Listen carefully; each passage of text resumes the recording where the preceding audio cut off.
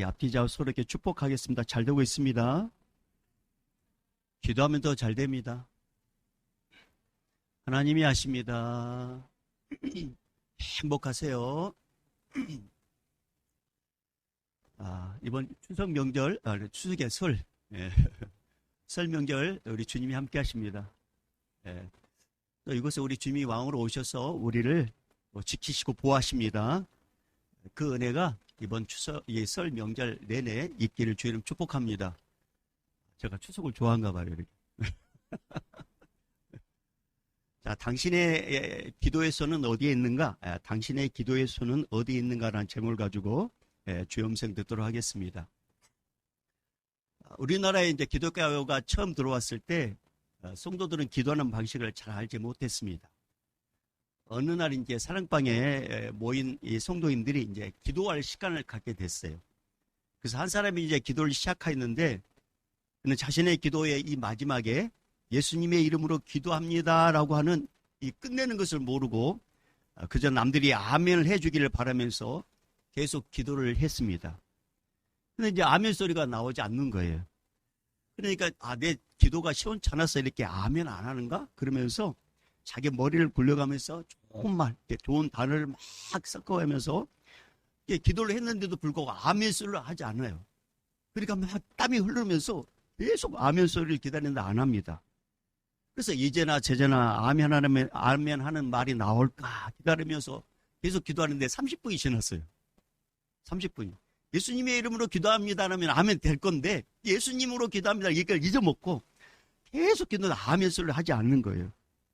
그래서 이제 하도 아멘 소리를 하지 않으니까 눈을 뜨고 거기에 있는 모인 사람들을 향하여 원망스러운 눈으로 바라보면서 이렇게 말합니다. 이제 그만하면 아멘 좀 해주지 그래? 예. 그렇게 이야기했다라는 겁니다. 제가 웃기려고 한 건데 안 웃으시는 걸 보면은 제가 더 노력하도록 하겠습니다, 앞으로. 아멘, 마지막 기도를 잘 몰랐던 거죠. 예수님의 이름으로 기도합니다라는 것을 몰랐다는 거죠.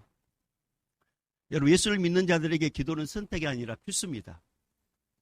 기도는 영혼의 호흡이고 하나님과의 대화 시간입니다. 예수 그리스도 이름은 축복의 파이프라인이에요. 여러분, 저수지에 있는 깨끗한 물이 또 맑은 물이 집에까지 와가시고 그 물을 내가 마시려면 파이프라인이 그 저수지에서 우리 집까지 연결이 돼야 되잖아요. 여러분, 하나님 나라의 축복은 이 파이프라인이 필요해요. 하나님 나라의 축복을 이 땅에서 누리려면 영적인 파이프라인이 필요한데 그 영적인 파이프라인이 누구냐? 바로 예수 그리스도십니다.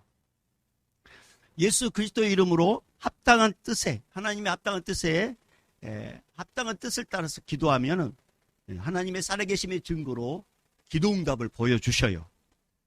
그러니까 사랑하는 여러분, 영적인 파이프라인 예수님을 먼저 잘 믿으시고 그 예수의 이름으로 기도할 때 우리 주님께서는 놀랍게 역사합니다. 여러분, 새는 이 날개가 무거워도 그것으로 인해 날 수 있고 또 배는 이 돛이라는 무게가 있어요. 이 돛이 바람을 타는 이 돛. 이 돛 때문에 배는 나갈 수 있어요. 기차는 이 화통이 무거워도 그것으로 질주할 수 있습니다. 비행기는 날개가 무거워도 그것으로 날아갑니다. 여러분, 예수 그리스도의 이름으로 매일 기도하는 것 힘든 노동과 같아요. 기도는 쉽지가 않아요. 그런데 그 기도 힘 때문에 우리가 매일 삽니다. 그래서 예수를 믿는 자에게 주신 그 예수님의 강력한 이름, 예수 그리스도의 영적인 파이프라인, 하나님의 축복을 이 땅에 다운로드하는 그 예수의 이름의 권세를 우리에게 모두 주신 이 영적인 마패를 우리 모두 잘 사용하십시다. 자, 오늘 우리가 읽은 이 8절은 그때에라부터 그때에 이렇게 시작됩니다. 그러면 그때란 그러면 어느 때인가? 출애굽기 17장 1절에서 8절에 있었던 어떤 일 때문에 이제 일어난 일이에요. 그러면 1절에서 8절에 어떤 일이 있었느냐? 이스라엘 백성들이 이집트 땅에서 이렇게 해방되어 가지고 홍해를 건너서 신광야를 지나 르비딤이라는 곳에 도착을 하게 됩니다. 이제 그곳에서 이제 텐트를 쳤어요. 근데 마실 물이 없었습니다. 이때 백성은 모세와 다툽니다. 아니, 가만히 있는 우리를 이집트 땅, 애굽 땅에서 끄집어냈으면 우리를 책임져 줘야 되는 거 아니냐? 근데 이게 뭐냐? 마실 물조차도 준비하지 않고 우리를 이끌었단 말이냐? 이러다간 우리와 우리 가족과 우리가 끌고 온 우리 가축들 다 목말라 죽을 것 같다. 그럼 너 책임질래? 그러면서 백성들이 모세를 향해 막 원망하면서 다툽니다. 그때 모세는 여호와께 부르짖어 기도합니다. 하나님, 어떻게 하면 좋겠습니까? 이러다가 내가 돌에 맞아 죽겠습니다. 이때 하나님은 모세에게 응답하십니다. 나일강을 쳤던 지팡이를 손에 들으라. 그리고 백성의 리더 장로들을 데리고 가라. 그리고 르비딤의 호렙산 그 꼭대기 가면은 반석이 있을 것이다. 그 반석에 서라. 그리고 그 반석을 향하여 네 지팡이로 쳐라. 그러면 물이 나오게 될 것이고 백성은 그 물을 마시게 될 것이다. 모세는 하나님의 말씀대로 그대로 해요. 반석에 서서 지팡이를 듭니다. 그리고 반석을 칩니다. 반석을 치자 반석이 깨져요. 그리고 거기서 물이 솟아나서 장정만 60만 명, 남녀노소, 그 다음에 함께 나온 잡족들, 이방인들까지 합하면 약 200만 명 정도 되는 사람들이 실컷 물을 마십니다.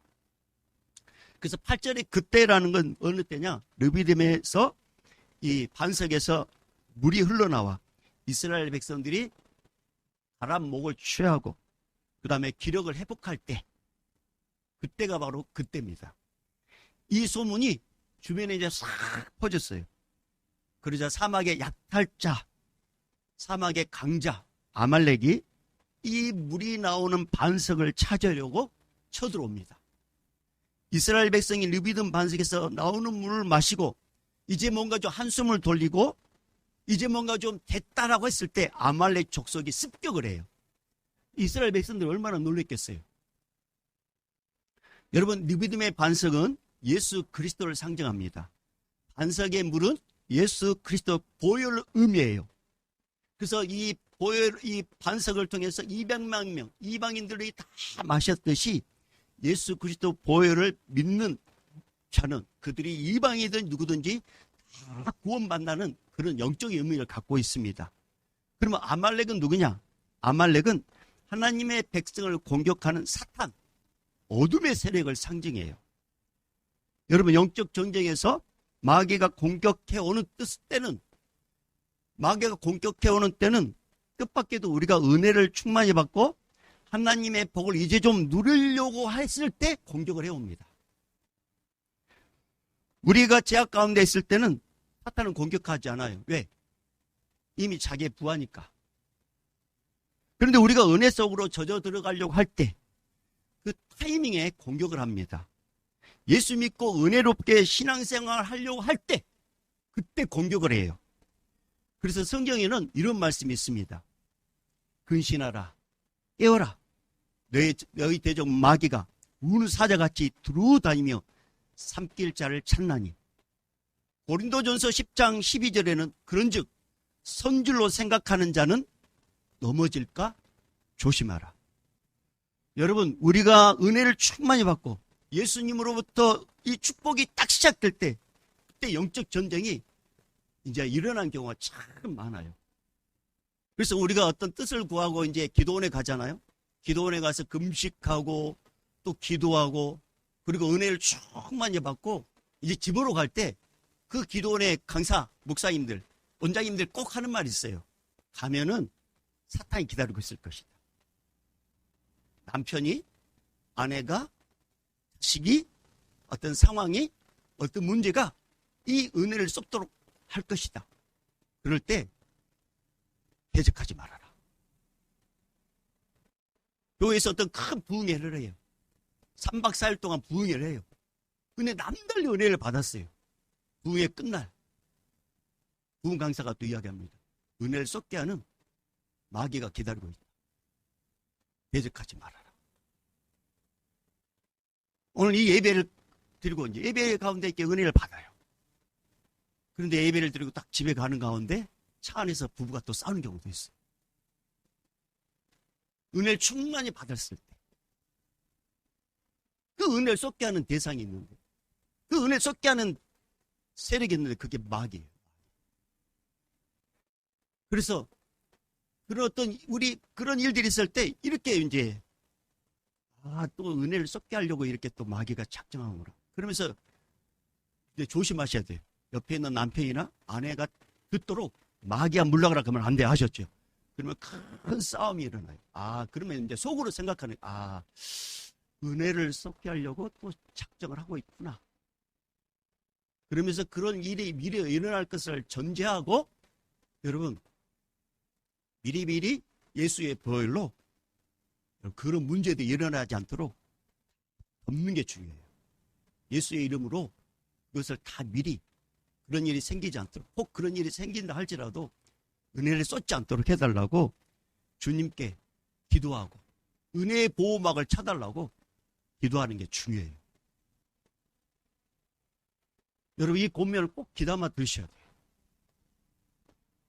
이 사탄의 전략은 다르지 않아요. 그럼에도 불구하고 우리는 대비하지 않아요. 그래서 매일 그런 일을 당하면서 매일 처음 당하는 것처럼 느껴요. 사탄은 창세 이래 지금까지 이 전략을 계속 놓치지 않아요. 근데 우리는 그걸 준비하지 않는단 말이에요. 그래서 영적인 보호막을 치는 게 중요해요. 영적인 보호막. 예수의 이름으로 은혜를 쏟지 않도록 해달라고. 예수의 이름으로 명하노니 그런 일이 생기지 않도록 주님 도와달라고. 그렇게 영적인 보호막을 치는 게 중요해요. 모세는 아말렉이 공격해오는 이 급한 상황에서 아말렉과 맞서 싸울 군대 장관을 선택합니다. 그리고 그에게 중요한 말을 해요. 자, 9절 말씀. 자, 9절 읽어봅니다. 시작. 모세가 여호수아에게 이르되 우리를 위하여 사람들을 택하여 나가서 아말렉과 싸우라. 내일 내가 하나님의 지팡이를 손에 잡고 산 꼭대기에 서리라. 우리를 위하여 사람들 택하여 나가서 아말렉과 싸우라. 아무나 선택하지 말아라.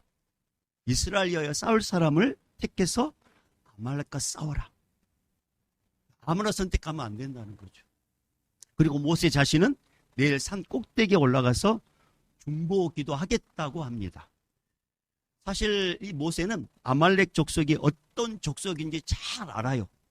왜냐하면 40대에 이집트 왕궁에서 도망쳐 미디안 광야로 들어가요. 거기서 이드로를 만나게 됩니다. 그리고 이드로의 딸 십보라와 결혼을 해요.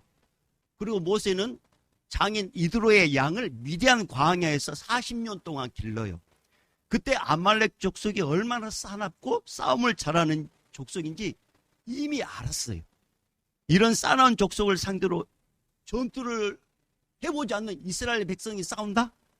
이건 싸워보나 마나예요. 이게 객관적 전략으로 보면은 이건 이스라엘 백성들에게 절대적으로 불리합니다.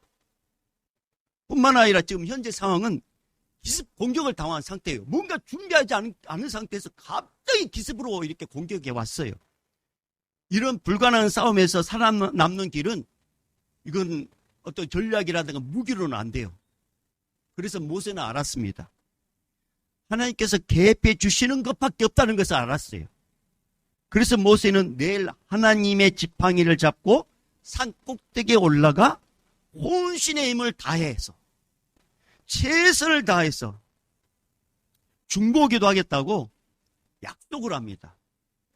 여러분, 모세는 보이는 육의 세계와 보이지 않는 영의 세계가 긴밀하게 연결되어 있다는 것을 이미 알았어요. 보이는 육의 세계는 보이지 않는 영적 세계의 영향을 받는다는 것을 이미 다 봤어요. 언제? 이스라엘 백성들이 이집트 땅에서 해방되기 전에 10가지 재앙을 내리잖아요. 10가지 재앙. 이 10가지 재앙을 보이지 않는 하나님께서 역사하실 때 보이는 땅에서 그 10가지 재앙이 그대로 일어났습니다. 그러니까 모세는 이 보이는 육의 세계에서 보이지 않는 영적 세계의 그 영향력이 지대하는 것을 알았어요. 그래서 모세는 이스라엘 위하여 하나님께 기도하겠다고 약속을 합니다. 여러분, 보이는 육의 세상보다 보이지 않는 영적 세계가 더 중요해요. 보이는 세계는 보이지 않는 영적 세계의 영향을 받아요. 여러분, 그래서 오늘 말씀에서 보이는 육의 세계의 세력은 아말렉 족속이지만 이 아말렉 족속을 움직이는 존재, 영의 세력이 누구냐면 마귀 사탄입니다. 사탄은 이스라엘 백성들을 전멸하기 위해서 이 강력한 싸나운 이 아말렉 족속을 이용해가지고 전멸시키려고 지금 기습 공격을 한 거예요. 그리고 그 반석, 물이 나오는 반석을 취하려고 기습 공격을 한 거예요. 이런 보이지 않는 영적 세계를 알았던 모세는 보이는 육의 세계와 보이지 않는 영의 세계의 주인 되시고 창조주 되시고 전능자신 하나님을 의지하겠다고 결심을 합니다. 여러분, 보이는 세계와 보이지 않는 영의 세계의 주인 되시고 창조되신 분이 누구냐? 성부, 성자, 성령 삼위일체 하나님이십니다. 그 가운데 보이는 세계와 보이지 않는 세계의 창조주가 되시고 전능자 되신 그분이 이 땅에 인간의 몸으로 오신 분이 계시는데 그분이 누구시냐? 예수 그리스도십니다. 여러분, 예수님이 이 땅에 오신 이유는 하나님의 형상을 닮은 인간들이 보이지 않는 영적 세력인 사탄에 넘어가가지고 죄를 지어가지고 이 땅에서도 저주받고 살다가 영원히 족불에서 영원히도록 고통받는 우리 인간들을 살리기 위해서, 원하게 해서 이 땅에 오셔가지고 십자가에서 우리의 모든 죄를 다 지불하시고 다 이루었다 하시고 죽으시고 3일 만에 부활하셔서 하나님의 나라에 승천하기 위해서 이 땅에 오신 것도 있지만 그것뿐만 아니라 예수님께서 이 땅에 오신 또 다른 이유가 있어요. 그게 뭐냐면 끊임없이 인간들에게 죄를 짓도록 유혹하고 미혹하는 마귀 사탄을 멸하기 위해서 우리 예수님께서 이 땅에 오셨습니다. 그래서 요한 1서 3장 8절에 이런 말씀이 있어요. 죄를 짓는 자는 마귀에게 속하나니 마귀는 처음부터 범죄함이라. 하나님의 아들이 나타나신 것은 마귀의 일을 멸하려 하십니다. 여러분, 그래서 우리가 살고 있는 이 보이는 세계에서 우리의 삶이 평안하고 우리가 은혜는 넘치는 삶을 살고 우리 인생이 무탈할 수 있는 방법을 내가 가르쳐 드릴게요. 보이지 않는 영적 세계와 보이는 세계를 주관하고 계시는 예수 그리스도 안에 머물면 됩니다. 여러분, 우리 예수님은 보이는 세계와 보이지 않는 영적 세계의 주인 되시고 창조주 되시고 우리의 구원자 되시고 우리와 함께 하시는 우리의 사랑의 예수님이십니다. 마가복음 9장에 보면 예수님께서 야고보와 베드로, 요한을 데리고 이제 산에 올라가셔요. 그곳에서 예수님이 이제 다 변하게 됩니다. 그리고 그곳에서 모세와 엘리야와 함께 대화를 하고 있었어요. 근데 산 아래에서는 어떤 일이 있었냐면 남겨진 이 제자들에게 곤란한 일이 생겼습니다. 어떤 일이 생겼냐면 어릴 때부터 이렇게 귀신이 들려가지고 고통당하는 아들을 아버지가 데려와요. 이제 예수님을 만나러 왔는데 예수님이 지금 산에 올라가 버리고 올라가셨잖아요. 그러니까 이제 아버지는 이 아들을 좀 예수님 만나가지고 예수님을 통해서 고침받고 싶었는데 예수님이 안 계시니까 이거 어떡하지? 이렇게 고민하고 있을 때 그 남겨진 제자들이 걱정하지 말라고. 우리가 고쳐줄 테니까. 그러면서 자신감 있게 그 아들 우리에게 좀 데리고 가라고. 그러면서 이제 그 아들을 맡기라고 이야기합니다. 제자들이 이렇게 자신감 있게 그 아들을 우리에게 맡겨보라고 한 이유는 뭐냐면 제자들이 예수님에게 전도를 파송을 당했을 때요. 제자들이 가는 곳곳마다 놀란 일을 일으켜요. 뭐냐, 귀신을 쫓아내고 많은 병자를 고치는 일을 이 제자들이 직접 경험해요. 그래서 마가복음 6장 12절 13절 말씀 보면 제자들이 나가서 회개하라. 전파하고 많은 귀신을 쫓아내며 많은 병자에게 기름을 발라 고치더라. 이런 일들을 했단 말입니다. 그러니까 이제 자신감이 넘쳤어요. 그러니까 믿고 맡기라고. 그 아들 우리에게 맡겨봐. 그래가지고 이제 본인들이 했던 것처럼 해보는데요. 귀신이 나가잖아요. 그러니까 이 제자들이 막 이렇게 소리를 크게 질러보고 함께 모여가지고 뭔가 해봐도 귀신이 안 나가요. 그냥 얼마나 당황했겠어요. 정말 곤란하고 난처할 때에 그때 마침 예수님께서 산에서 내려옵니다. 그리고 예수님께서 그 아이 속에 들어있는 귀신을 쫓아내줘요. 그리고 그 아이는 이제 온전하게 됩니다. 그리고 모였던 사람들이 다 흩어지고 그리고 예수님과 제자들만 남게 됐을 때 제자들이 예수님께 조용히 와가지고 묻습니다. 예수님, 어찌하여 우리는 귀신을 못 쫓아냈습니까? 이렇게 물어봐요. 이때 예수님께서 이렇게 대답합니다. 기도 외에는 다른 것으로 이런 종류가 나갈 수 없다. 다시 말하면 너희가 구원자 예수님을 의지하는 기도가 없기 때문에 그런 일이 일어나지 않았다. 이렇게 말씀하셔요. 여러분, 우리는 보이는 세계만 볼 수 있는 육의 눈을 갖고 있습니다. 그러나 분명한 것은 보이지 않는 영의 세계가 있습니다. 보이지 않는 영적 세계에서 인간을 죄짓게 만드는 사탄과 그의 졸개들인 귀신과 미혹한 영을 우리 인간은 절대 이길 수 없어요. 그러나 여러분 걱정하지 마세요. 우리에게는 예수 그리스도 이름의 권세가 있습니다. 우리에게는 예수님이 우리와 함께 하십니다. 그래서 예수 그리스도를 믿고 예수 그리스도 이름으로 기도하고 예수 그리스도 이름으로 대적했을 때 마귀는 떠나가고 마귀는 도망갑니다. 그래서 야고보서 4장 7절에 이렇게 말씀하셨어요. 마귀를 대적하라. 그리하면 너희를 피하리라. 여러분, 우리가 예수 그리스도를 의지하여 기도하기 시작하면 그때부터 기적은 시작돼요. 모세가 약속한 대로 기도하러 이제 산에 올라갑니다. 산에 올라갈 때 혼자 올라가지 않아요. 아론과 훌을 데리고 가요. 자, 10절 말씀입니다. 10절 시작. 여호수아가 모세의 말대로 행하여 아말렉과 싸우고 모세와 아론과 훌은 산 꼭대기에 올라가서, 모세는 약속한 대로 기도하러 산에 올라가는데 아론과 훌을 데리고 가요. 이때 당시 모세는 80세예요. 아론은 모세의 형이에요. 3살 많아요. 83세. 그리고 훌은 모세의 누나 미리암의 남편이에요. 그러니까 모세보다 나이가 많으면 많았지 적지는 않아요.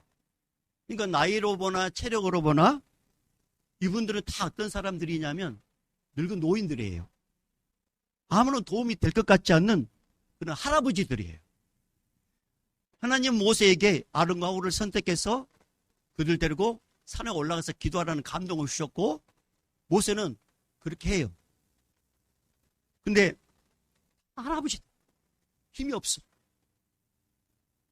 근데 여러분, 하나님의 나라 일꾼은 우리 인간이 보는 것처럼 외모를 보지 않습니다. 하나님은 마음의 중심을 보셔요. 모세나 아론이나 훌은 외적으로 나이가 들어서 젊은 사람처럼 싸움에 나갈 수 없지만 그들에게 분명한 게 있었어요. 그게 뭐냐? 믿음입니다. 요 하나님을 믿는 믿음이에요. 여러분, 그래서 히브리서 11장 6절에 믿음이 없이는 하나님을 기쁘시게 하지 못하나니 하나님께 나가는 자는 반드시 그가 계신 것과 그가 자기를 찾는 자들에게 상 주시는 심을 믿어야 할지니라. 여러분, 우리 개개인마다 다 약함이 있어요. 이렇게 역추적해 보면 다 약함이 있습니다. 우리가 우리 자신의 약함에 집중하면 우리는 아무것도 할 수 없어요. 하지만 나의 약함을 예수님께 맡기고 나의 약함을 예수님께 아뢰고 나의 약함을 예수님께 고백하면 예수님께서 나의 약함을 들으시고 예수님이 나와 함께 하셔서 약함이 강함이 되도록 우리 예수님께서 도와주십니다. 그러니까 약한 것에 우리는 집중하면 안 돼요. 약한 것을 강하게 만드신 예수님께 집중하면 됩니다. 산에 올라간 모세, 아론, 훌은 다 할아버지들이에요. 육체적으로 연약한 자들이에요. 그런데 이들은 믿음이 있었어요. 하나님을 믿는 믿음.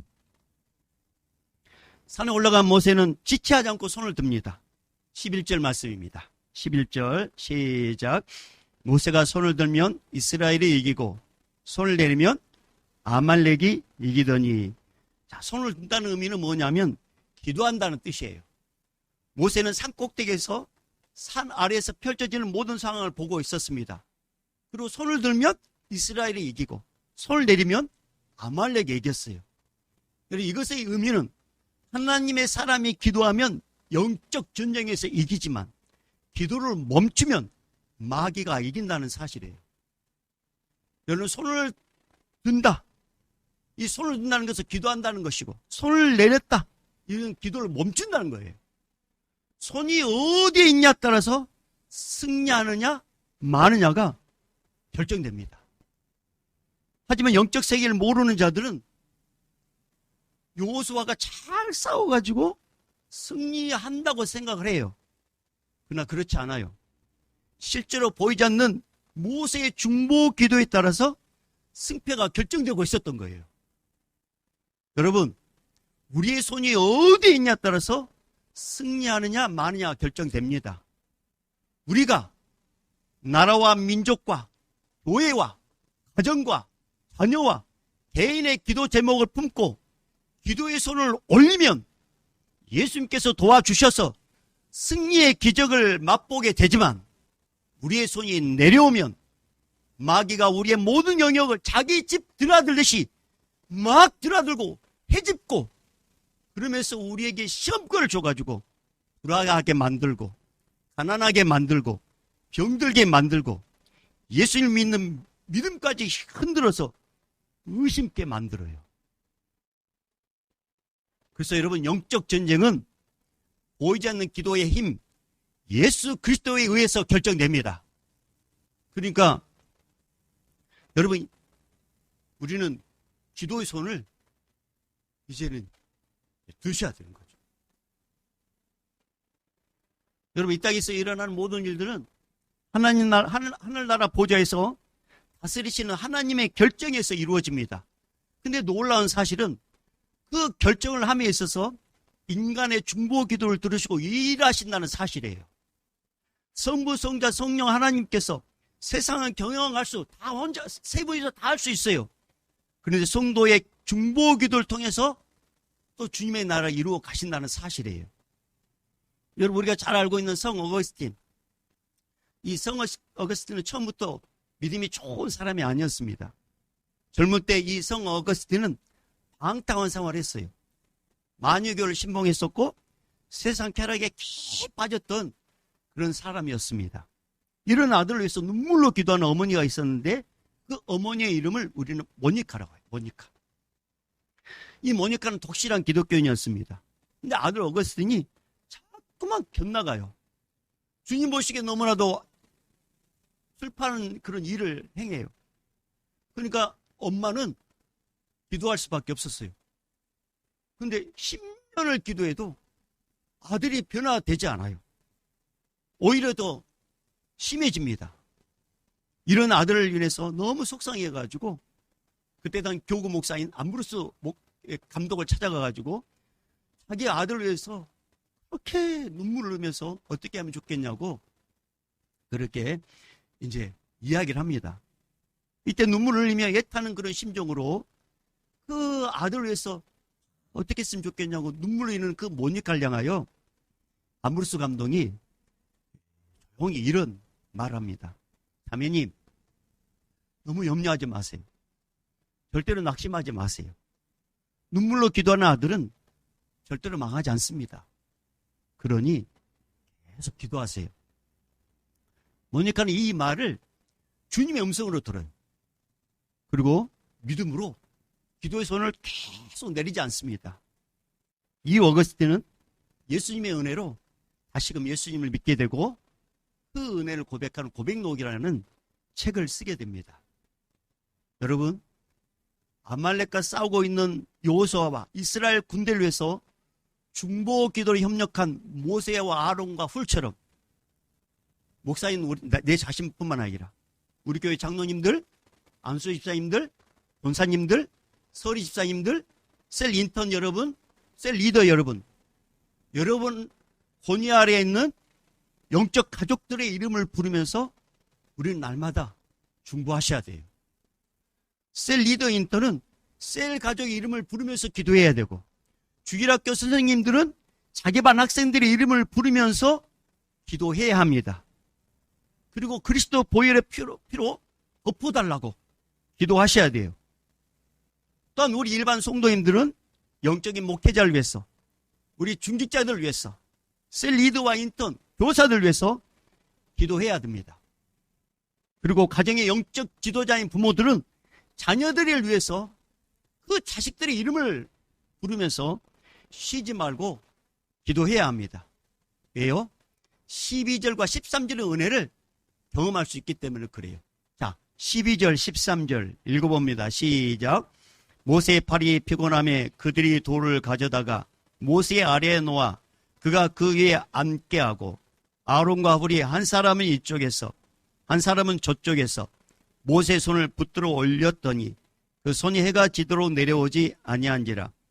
여호수아가 칼날로 아말렉과 그 백성을 쳐서 무찌르니라. 아멘. 셋이 힘을 합하여 기도의 팔을 내리지 않자 하나님께서 여호수아와 그를 따르던 이스라엘 군대와 함께 하셔가지고 아말렉을 물리칩니다. 이 전투로 아말렉은 잠시 물러가요. 우리가 기도하다가 피곤할 때가 있어요. 근데 서로가 중보 기도해 주잖아요. 그럼 그 기도 때문에 다시 일어날 수 있고 시간이 되고 때가 되면 주님께서 내가 기도했던 그 기도 응답이 이루어지는 것을 보도록 역사하십니다. 그러니까 서로가 서로를 위해서 중보 기도해 줘야 돼요. 서로가 서로를 위해서. 야, 오늘 이 전투에서 아말렉은 완전히 멸망하지 않습니다. 이 이후에 아말렉은 끊임없이 이스라엘을 괴롭히는데 이제 전략을 바꿔요. 이 아말렉이 전면전을 피하고 멀리서 이스라엘 백성들을 따라다니면서 우리 중에서 피곤하고 뒤처진 사람, 몸이 약하고 나이 든 사람, 여자와 아이들을 공격합니다. 하나님은 이런 치졸한 아말렉을 향하여 진노하거든요. 이런 모든 상황이 어디에 기록됐냐면 신명기 25장 17절에서 18절 말씀 보면 아말렉이 다른 방법으로 다른 전술로 이스라엘을 괴롭히는 내용이 나와요. 신명기 25장 17절 18절 말씀에 이렇게 기록되어 있어요. 너희는 애굽에서 나오는 길에 아말렉이 내게 행한 일을 기억하라. 곧 그들이 너를 길에서 만나 네가 피곤할 때 내 뒤에 떨어진 약한 자들을 쳤고 하나님을 두려워하지 아니하였으므로, 그러면서 잊혀진 사람들, 연약한 사람들을 쳤다는 거죠. 그러니까 하나님께서 그렇게 치졸하게 대적하는 이 아말렉을 하나님께서 대신 싸워주겠다고 16절에 이렇게 말씀하셔요. 자, 16절로 가봅니다. 시작. 이르되 여호와께서 맹세하시기를 여호와가 아말렉과 더불어 대대로 싸우리라 하셨다 하였더라. 아멘. 여러분, 마귀의 전략은 다르지 않아요. 교회에서 영적으로 약한 사람, 시험 들었거나 기도생활, 예배생활, 말씀생활, 게을리에서 영적으로 약해진 사람들, 공동체에서 낙오된 사람들, 이 사람들을 집중적으로 공격합니다. 그래서 믿음의 자리에서 확 떨어지게 만들어요. 사탄 마귀의 공격 대상은 딱 정해져 있어요. 그렇기 때문에 우리 영적으로 깨어 있어야 돼요. 그래서 여러분, 아무리 힘들어도 포도나무 대신 예수님께 붙어 있어야 됩니다. 아무리 힘들어도 영적 가족들과 떨어져 있으면 안 됩니다. 내 옆에 있는 영적 가족이 바로 아론과 홀이기 때문에 그렇습니다. 내게 있는 영적 가족의 중보기도가 예수님의 손의 역할을 하기 때문에 그래요. 그러니까 우리는 예수 그리스도 안에서 예수님이 묶어진 영적 가족과 안에서 늘 함께 했어요. 함께. 여러분 혼자서 신앙생활 한다? 절대 안 돼요. 절대 안 돼요. 여러분 다 경험해 보셨잖아요. 코로나가 터졌을 때 첫 주에는 정말 양복 옷 입고 집에서 예배 드릴 때 정말 거룩하게 마치 교회에서 예배 드린 것처럼 드렸단 말이에요. 근데 한 달이 지나고 1년이 지나면서 어떻게 돼요? 점점 무너졌잖아요. 점점. 혼자 신앙생활하는 거? 그건 무너지기 십상이에요. 그러니까 예수 그리스도 안에 꼭 붙어 있어야 돼요. 할렐루야. 영적 가족과 함께 하셔야 돼요. 그러지 않으면 뒤처져요. 공동체에서 떨어져 나가요. 그래서 여러분 동물의 왕국 보면 이 짐승들이 그 짐승을 잡아먹을 때 그 먹잇감 되는 공격 목표가 있어요. 그 공격 목표가 뭐냐면 물에서 떨어져 나가. 물에서 떨어져 나가는 것들을 공격해서 잡아먹습니다. 아말렉이 전술을 바꿔요. 하나님부터 이렇게 한번 이제 호되게 이게 경험했잖아요. 그런데 끊임없이 계속 뒤처진 사람들을 위해서 달라들어요. 그러니까 하나님께서 대대로 내가 저들과 싸우겠다. 그래서 다윗 시대에 아말렉을 완전히 멸망시킵니다. 사랑하는 여러분, 성도란 누굽니까? 성도는 보이는 육의 세계와 보이지 않는 영적 세계가 있는 것을 아는 자가 성도입니다. 성도란 보이는 육의 세계는 보이지 않는 영적 세계에 영향을 받는다는 것을 아는 자가 성도입니다. 성도란 보이지 않는 영적 실체인 마귀의 공격으로 보이는 육의 세계에서 여러 가지 문제가 발생할 때 미루지 않고 즉시 예수의 이름을 의지하여 기도의 손을 드는 자가 성도입니다. 성도란 오직 예수 그리스도의 권세를 의지하여 기도의 손을 올릴 때 마귀가 두려워서 떠나간다는 것을 아는 자가 성도입니다. 성도란 마귀가 가장 두려워 떠는 이름이 예수 그리스도이심을 아는 자가 성도입니다. 성도란 내 주변에 있는 지체들을 위해 예수님의 이름으로 기도의 손을 올릴 때 예수님의 영적 보호막에 들쳐지고 둘러쳐짐을 믿는 자가 성도입니다. 여러분은 성도입니까? 노성도입니까? 사랑하는 여러분, 우리가 기도의 손을 올리면 예수님이 일하시지만 우리가 기도의 손을 내리면 마귀가 마음 놓고 공격할 수 있는 틈을 주는 거예요. 틈. 그래서 하나님은 이 모든 상황을 책에 기록하여 여호수아의 귀에 외울 수 있도록 하라고 말씀을 하셔요. 그게 14절이에요. 14절. 자, 14절 읽어봅니다. 시작. 여호와께서 모세에게 이르시되 이것을 책에 기록하여 기념하게 하고 여호수아의 귀에 외워 들리라. 내가 아말렉을 없이 하여 천하에서 기억도 못하게 하리라. 아멘. 왜 기록하라고 했을까요? 왜? 하루 종일 전투 현장에서 여호수아와 이스라엘 군대와 백성들이 싸워서 근데 승리했잖아요. 근데 그들이 어떤 생각을 갖냐면 우리의 힘으로 이 전쟁에서 이겼다고 착각할까 봐. 그게 아니라 뒤에서 모세의 결사적인 중보 기도가 있었고 그 기도를 들으신 하나님의 역사심 때문에 이겼다는 사실을 기억하게 하기 위해서 기록하라고 한 거예요. 왜요? 장차 이 여호수아는 이스라엘 백성을 데리고 가나안 땅에 가서 진짜 영적 전쟁을 해야 되거든요. 그때도 사람의 힘이 아닌 예수의 힘을 의지하고 하나님을 의지해서 이기게 하기 위해서 기록하게 하셔서 기억하게 하시게 한 거예요. 우리도 마찬가지입니다. 여러분의 중보기도로 여러분의 기도를 들으신 예수님의 은혜로 저와 우리 가족이 이렇게 지내고 있습니다. 여러분과 개개인이 이렇게 은혜 가운데 지낼 수 있었던 것은 영적 리더와 우리 장로님들과 중직자들과 새벽을 깨워서 기도하는 수많은 사람들의 중보 기도를 들으신 예수님의 은혜로 우리가 오늘 또 이렇게 살고 있습니다. 그러면 이제는 내가 누군가에서 기도해야 되지 않겠습니까? 이제는 내가 이제 그런 혜택을 받았으면 이제는 내가 누군가에서 기도해야 되겠죠. 사랑하는 여러분, 속으로 조용히 한번 대답해 보십시오. 여러분의 기도의 손은 지금 어디에 있습니까? 여러분의 기도의 손의 위치는 어디 있습니까? 들려져 있습니까? 내려져 있습니까? 들려져 있다는 것은 기도한다는 것이고 내려져 있다는 것은 기도를 쉬고 있다는 거죠. 오늘 주님께서 진지하게 여러분을 물어보고 계십니다. 여러분의 기도의 손은 위치는 어디에 있냐고. 저는 오늘 이 말씀을 주님께서 주신 이유는 주님께서 우리를 향한 놀라운 계획을 갖고 있어서 은혜를 주고 싶어서 주님께서 우리의 손이 들려지기를 원하셔서 이 말씀을 주십니다. 그래서 매일 하루를 시작하기 전에 설 명절 앞두고 고향으로 각자 흩어지기 전에 여러분의 기도의 손을 들어서 예수님의 보혈로 예수님의 보혈의 능력으로 내가 가는 그 현장에 나와 함께 주시고 그 현장 예수의 보혈로 덮어달라고 기도의 손을 들어 우리가 예수님의 보혈을 의지하고 예수님을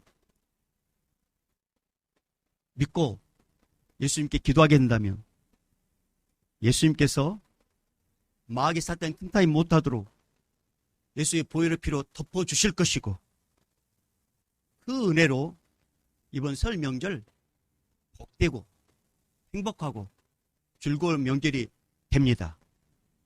그것은 우리의 힘이 아니라 예수님의 은혜입니다.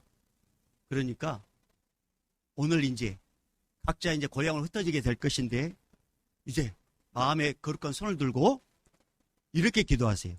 예수님, 보혈의 피로 나와 함께 덮어주시고 우리 가족도 덮어주시고 우리 자녀들도 덮어주시고 내가 가는 그 삶의 현장에 예수님께서 보혈의 피로 덮어주셔서 마귀의 일절 틈타임 못하도록 도와주십시오.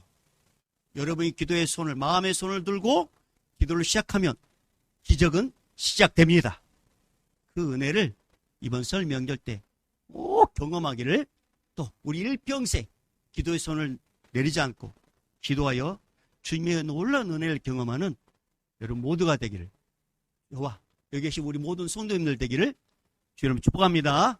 이제는 우리 주 예수 그리스도의 은혜와 하나님 아버지의 극진하신 사랑하심과 성령님의 감화 감동 교통 충만하심이 예수 그리스도 보혈의 피가 우리 심령 가운데 내가 머물고 또 내가 앉은 그 자리에 이번 설 명절 기간뿐만 아니라 내 평생 함께하길 원하는 마음으로 이제는 거룩한 두 손을 들어 예수님의 은혜를 사모하는 그 결단 위에 그 결단을 몸으로 실천하는 우리 선교사님들과 155마일을 지키는 우리 군인들과 특별히 고향을 향하여 각자 흩어져서 방송을 예배드리는 믿음의 권속들과 이 예배당에 있는 우리 믿음의 사람들 머리 위에 이제부터 영원히 있을지어다.